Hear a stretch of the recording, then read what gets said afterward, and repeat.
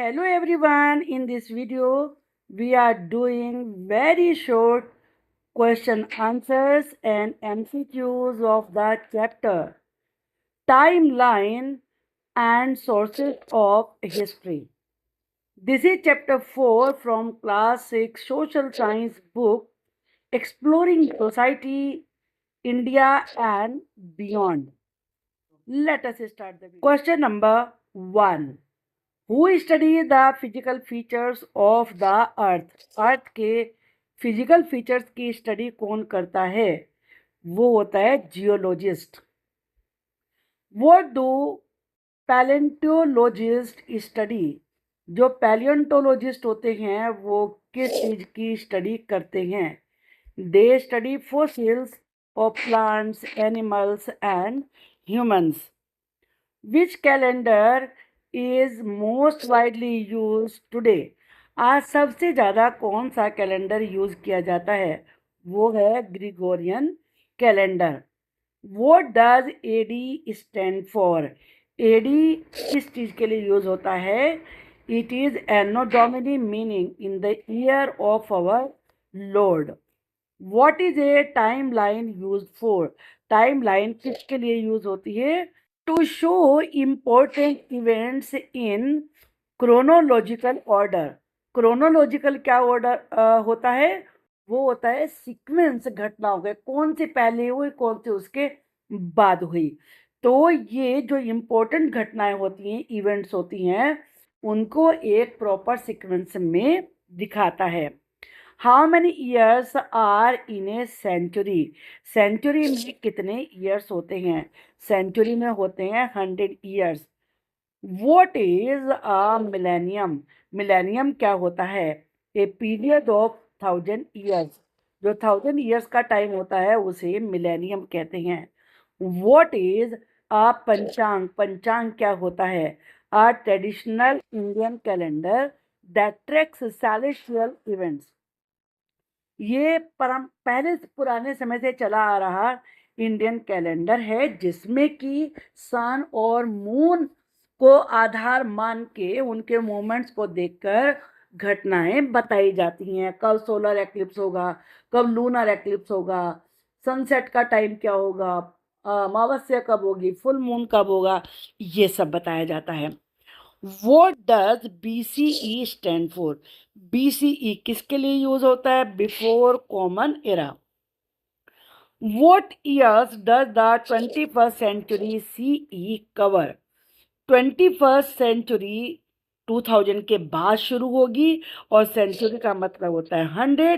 तो इसका मतलब क्या हुआ? 2001 to 2100.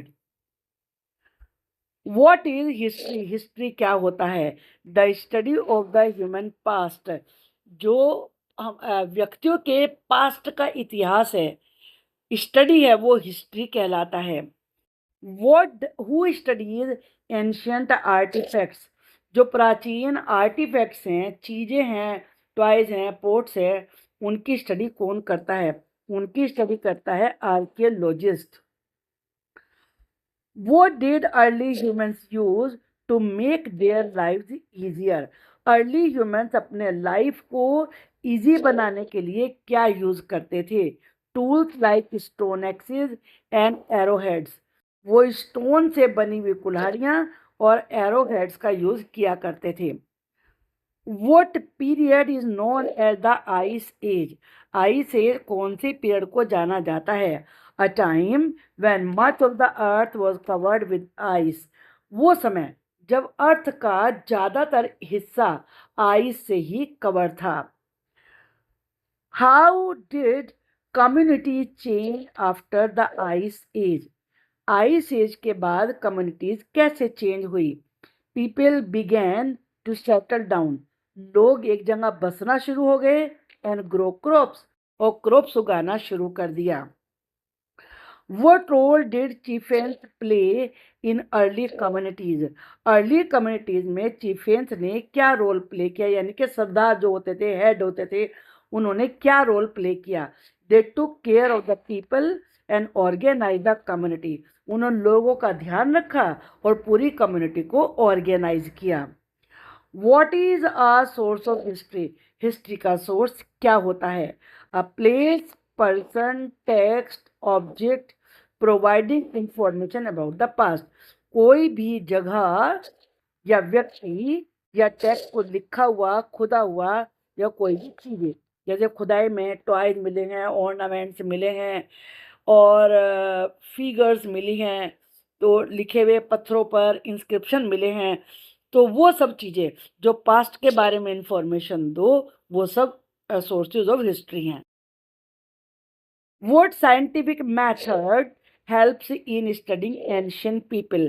एंशियंट पीपल के बारे में स्टडी करने में कौन सा साइंटिफिक मेथड हेल्प करता है? वह जेनेटिक्स, जीन्स की स्टडी की जाती है इसमें, जिससे उसके बारे में पता चलता है, तो उसे ही जीन्स की स्टडी को ही जेनेटिक्स कहते हैं। What is an एपिग्राफिस्ट? एपिग्राफिस्ट कौन होता है? Person who studies ancient inscription, वो व्यक्ति जो एंशियंट इंस्क्रिप्शन की स्टडी करे। अब इंस्क्रिप्शन क्या होता है? इंस्क्रिप्शन होता है जो स्टोन पर खुदाई करके लिखा जाता है, उसे इंस्क्रिप्शन कहते हैं। What did early humans communicate with? Early humans कैसे एक दूसरे से बातचीत करते थे? Languages that are no longer known, वो ऐसी भाषाओं में बात करते थे जिनकी अब हमें जानकारी नहीं है। अब हम एमसीक्यूज देखते हैं। Who studies the physical features of the earth? Earth के फिजिकल फीचर्स की स्टडी कौन करता है? आर्कियोलॉजिस्ट करता है, एंथ्रोपोलॉजिस्ट, जियोलॉजिस्ट या फिर पैलियोंटोलॉजिस्ट करता है। तो यहाँ पर फिजिकल फीचर्स की स्टडी करने की बात की जा रही है, तो वो होता है geologist. What calendar is most widely use today? आजकल कौन सा calendar all over the world use किया जाता है? ये ग्रिगोरियन कैलेंडर है, हिंदू कैलेंडर, चाइनीज कैलेंडर, ये ज्यूइश कैलेंडर। तो जो सबसे ज़्यादा यूज होता है पूरे ऑल ओवर द वर्ल्ड, वो है Gregorian calendar. How long is a millennium? Millennium कितने वर्षों का होता है? 100 ईयर्स का होता है, 1000 ईयर्स या 2000 ईयर्स या 10 ईयर्स। जो मिलेनियम होता है वो 1000 ईयर्स का होता है। व्हाट इज अ पंचांग? पंचांग क्या होता है? ए टाइप ऑफ एंशियंट टूल, एक प्रकार का प्राचीन औजार है। A method of story telling, story सुनाने का तरीका है। या अ ट्रेडिशनल इंडियन कैलेंडर, या प्राचीन एक पारंपरिक जो परंपराओं से चला आ रहा है एंशियंट कैलेंडर है, यह हिस्टोरिकल डॉक्यूमेंट है। तो पंचांग होता है traditional Indian calendar. Which source is not commonly used by historians for recent history? Recent को याद रखिए, रिसेंट का मतलब आजकल की जो हिस्ट्री की स्टडी करते हैं हिस्टोरियंस, उसमें कौन सा यूज नहीं होता? फोसिल्स यूज नहीं होते हैं, या इलेक्ट्रॉनिक मीडिया, या न्यूज़पेपर्स, या टेलीविजन। उसकी स्टडी में जो रिसेंट हिस्ट्री है, जो भी हाल ही की हिस्ट्री की स्टडी कर रहे हैं, उसमें फोसिल्स यूज नहीं होते। अब फिल द ब्लैंक देखेंगे हम। Century is a period of 100 years. 100 years की सेंचुरी होती है। The study of ancient inscriptions is done by epigraphist. जो एपिग्राफिस्ट होता है वो एंशियंट इंस्क्रिप्शन की स्टडी करता है। The ice age was a time when much of the earth was covered with ice. जब धरती का ज़्यादातर हिस्सा आइस से कवर्ड था, उसे आइस एज कहते थे। Fossils are impressions of plants or animals found in layers of soil. Soil की layers के बीच में animals और plants के impression पाए जाते हैं, उन्हें ही fossils कहते हैं। Refers to a life that begins after death. जो death के बाद life शुरू होता है वो rebirth कहलाता है। Now true or false? The Gregorian calendar is used primarily for religious purposes. जो ग्रिगोरियन कैलेंडर है वो रिलीजियस पर्पस के लिए यूज होता है नहीं। जो रिलीजियस पर्पस होते हैं उनके लिए हिंदू के द्वारा, मुस्लिम के द्वारा, चाइनीज, अलग अलग मंथ हैं, कैलेंडर हैं, वो यूज़ किए जाते हैं। जैसे हिंदूज पंचांग को यूज़ करते हैं। तो ग्रिगोरियन कैलेंडर तो ऑल ओवर वर्ल्ड आज की डेट वगैरह जानने के लिए यूज़ होता है, जो कि जीसस क्राइस्ट के बर्थ से शुरू होता है, तो इसलिए फॉल्स है ये। Millennium is 100 years long. Millennium 100 years का होता है? नहीं, मिलेनियम होता है 1000 ईयर्स का, तो इसलिए फॉल्स है ये। Archaeologist study ancient artifacts and remain. जो आर्कियोलॉजिस्ट होते हैं वो प्राचीन एंशियंट आर्टिफैक्ट्स को, रिमेन्स की स्टडी करते हैं, ये ट्रू है। The 21st century CE include the years from 2001 to 2100। तो ये सेंचुरी की बात हो रही है, इसको ध्यान में रखिए। मिलेनियम होगा तो 1000 होगा, तो वो 3000 तक जाएगा, और अगर सेंचुरी की बात हो तो केवल 100 ऐड होगा, तो इसलिए ये ट्रू है। Early humans lived in permanent structures and did not move around. जो आदि मानव थे वो परमानेंट घरों में रहते थे और एक जगह से दूसरी जगह नहीं जाते थे। बिल्कुल गलत है, पहले तो घूमते ही रहते थे। आपने पढ़ा ही है कि हंटर्स, गैदरर्स, हर्डर्स ये थे वो, तो इसलिए ये फॉल्स है। अब यहाँ पर ये मैचिंग है, चलिए इनको देखते हैं।